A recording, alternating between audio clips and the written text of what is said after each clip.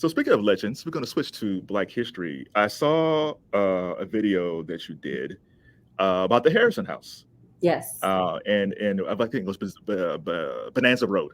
Yes. For people who don't know, because I think when it comes to Black history, because I was thinking about this, when Black history happens every February, we Hmm. kind of focus on the South and in the Midwest and the African Right. American Museum, but we forget about the West, and there's a lot of Black history out west that we never hear about So much.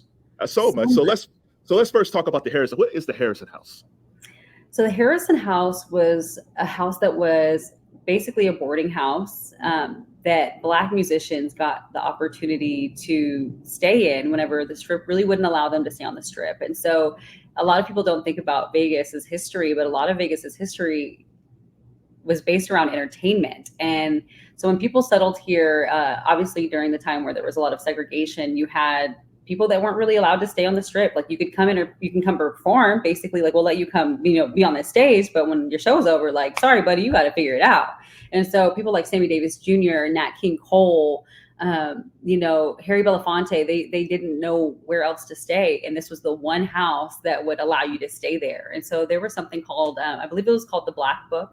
And so when I did the story, this beautiful woman, Catherine Duncan is her name. She now owns the house and she is the person who's keeping all of the history alive.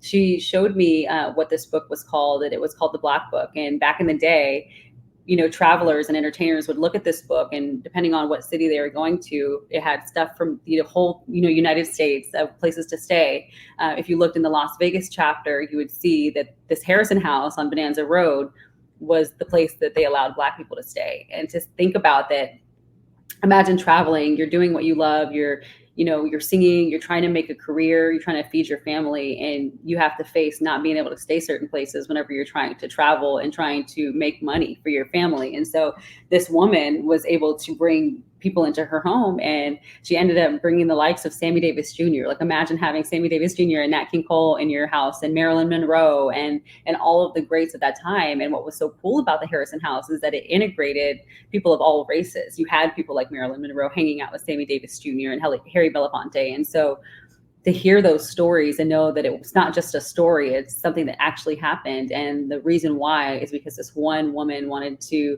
open up her home, and her name was, I believe, Genevieve. I can't remember her last name at the moment, but the fact that she was able to open up her home to people, and she made it luxurious, and she had marble floors, and she had just Persian rugs and just beautiful, embellishments into the house so that it made it comfortable for these people. It wasn't just, a hole in the wall house and uncomfortable. She really made it comfortable for these artists, and they paid her back for it by, showing her love and having her around the likes of other celebrities. So it was really cool.